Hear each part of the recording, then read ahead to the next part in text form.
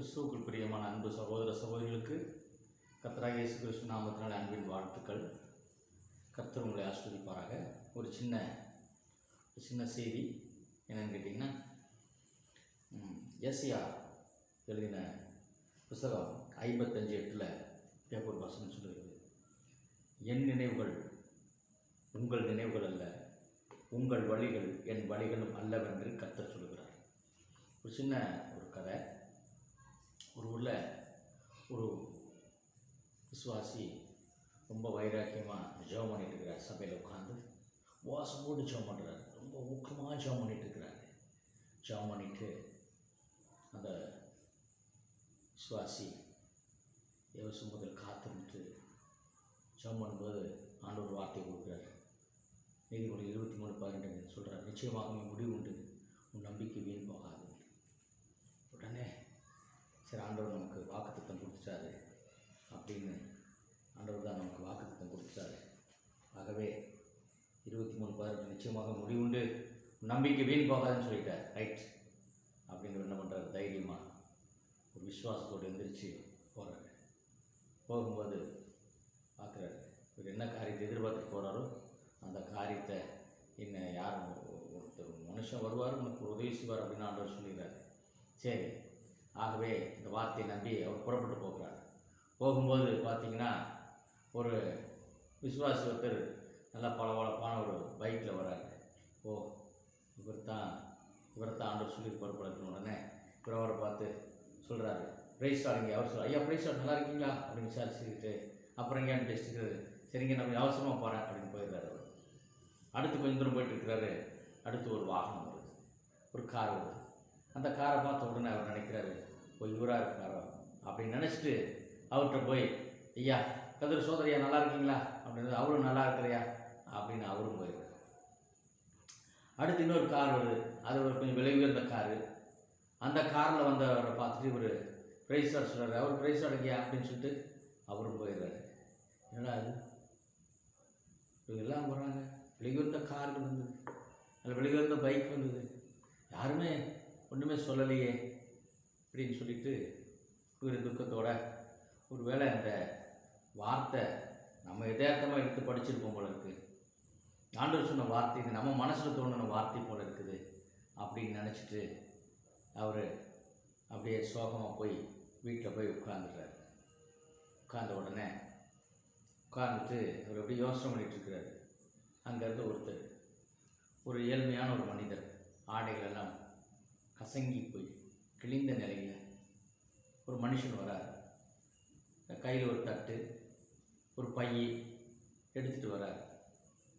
வந்த உடனே இவர் கேட்ட தட்டுறாரு. இவர் இங்கேருந்து உட்காந்து கேட்குறாரு, என்ன வேணும் அப்படிங்கிறாரு.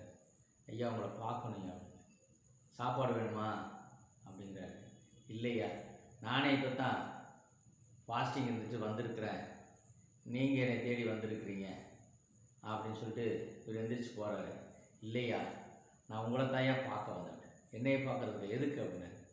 இல்லையா, கொஞ்சம் உள்ளே வரலாமா அப்படின்னு. இவர் தயங்குறாரு. ஏன்னா அவருடைய கோலத்தை பார்த்து இவர் தயங்குறாரு. தயங்கின உடனே அவர் சொல்கிறாரு, அவர் அப்படியே நிற்கிறார். நிற்கணுன்னா இவர் கொஞ்ச நேரம் யோசனை பார்த்துட்டு சரி வாங்க அப்படிங்கிறார். வந்த உடனே அவர் அங்கேருந்து உள்ளே வர்றாரு. வந்த உடனே சொல்கிறாரு, ஐயா நான் என் வாழ்க்கையில் எல்லாத்தையும் வெறுத்து போய் இந்த உலகமே வேண்டான்னு நினச்சிட்டு போனேன். அப்புறம் தான் ஏன் நம்ம சாகணும், நம்ம யாருக்காவது பிரயோஜனமாக இருக்கலாம்னு நினச்சிட்டு பிச்சை எடுக்க ஆரம்பிச்சிட்டேன். நான் அந்த காசெல்லாம் வச்சு என்ன பண்ண போகிறோம் அப்படின்னு நினச்சிட்டு இருக்கும்போது எனக்கு வந்துட்டு இடையில தான் நான் ஆண்டவர் ஏற்றுக்கிட்டேன். நான் பைபிள் ஒருத்தர் கொடுத்து அதை வாங்கி படித்தேன். எனக்கு சிறியர் ஒருவர் கதை செய்கிறார்கள், எனக்கே செய்தாய் அப்படின்னு வசனம் வந்தது. அப்போ நான் கேட்டேன், யார் சிறியவர் ஆண்டவர் கேட்டவுடனே, சொப்பனத்தில் ஆண்டவர் உங்களை காட்டினாரியா அப்படின்னு சொல்லிட்டு, நான் இது வரைக்கும் சேமித்த பணம் யாருக்கு கொடுக்க போகிறதில்ல, எனக்கு காலம் ஆயிடுச்சு, நான் என்ன பண்ண போகிறது இல்லை, இதெல்லாம் வச்சு நான் என்ன பண்ண போகிறேன் அப்படின்ட்டு இது உங்களுக்காக கொடுக்க வந்தேன். கொட்டினார். கொட்டி பார்த்தா இவர் பிரமிக்கத்தக்க முடியாத அளவுக்கு இவர் எதிர்பார்த்ததுக்கு மேலே பணம் எல்லாத்தையும் எடுத்து பார்த்தா 50 ரூபா நோட்டு, 100 ரூபா நோட்டு, 500 ரூபா நோட்டு, இவருக்கு என்றதுக்கே ஒரு நாள் பூரா போயிடுச்சு. எனக்கு அருமையான சகோதரன் சகோதரி, இந்த வார்த்தை கேட்டுக்கொண்டிருக்கிற அருமையான சகோதரனே சகோதரியே, என் அருமை தோழனே தோழி, 1 சாமுவேல் புஸ்தகத்தில் இப்படியாக சொல்கிறார். 16ஆம் அதிகாரத்தில் சாமுவேல்கிட்ட சொல்கிறாரு, ஏலி ஈசாயின் குமாரன் வீட்டுக்கு போய், அல்லேலூயா, ஈசாயோட வீட்டுக்கு போய், நான் ஈசாயோட குமாரன் ஒருத்தனர் ராஜாவாக தெரிஞ்செடுத்துன்னு சொன்னவொடனே சாமுவேல் பார்க்குறாரு. நல்ல உயரமாக குண்டா வந்தவுடனே இவன் தான் ஆண்டவர் அபிஷேகம் பண்ண சொன்ன மனுஷன் நினச்சிட்டு பார்க்குறாரு. ஆண்டவர் சொல்கிறார், அல்லேலூயா. இங்கேயும் பாருங்கள், கர்த்தருக்கு ஸ்தோத்திரம், அல்லேலூயா, கர்த்தர் ஸ்தோத்திரம், அல்லேலூயா, ஸ்தோத்திரம். அப்போ ஆண்டவர் என்ன சொல்கிறாருன்னா, ஏலியை பார்த்த உடனே கர்த்தரால் அபிஷேகம் பண்ண இவன் தானாக்கும் என்றான்.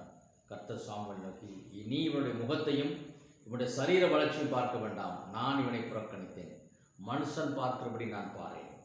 மனுஷன் முகத்தை பார்ப்பான், கர்த்தர் இருதயத்தை பார்ப்பார். இன்னைக்கு நம்ம நிறைய பேர் என்ன பண்ணுறோம்னா, தோற்றத்தை தான் பார்க்குறோம், உருவத்தையும் வெளி அலங்காரத்தையும் தான் பார்க்குறோம். உள் அலங்காரத்தை யாரும் பார்க்குறதில்ல, தோற்றத்தின்படி தீர்ப்பு செய்வார். நிறைய பேர் இன்னைக்கு பிரசங்கிமார்கள் வந்து சொல்கிறாங்க, போன வாரம் கூட இந்த சபையில் வந்து ஒருத்தர் இந்த சபை வேட்டு வேலை பாதையில் சொன்னார். பரவாயில்ல, அது அவருடைய பார்வை, அவருக்கு இருக்கிற அறிவு, அவ்வளோதான். Don't worry.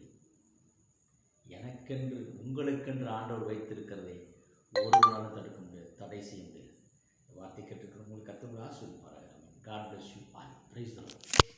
தேவனுக்கு மகிமை.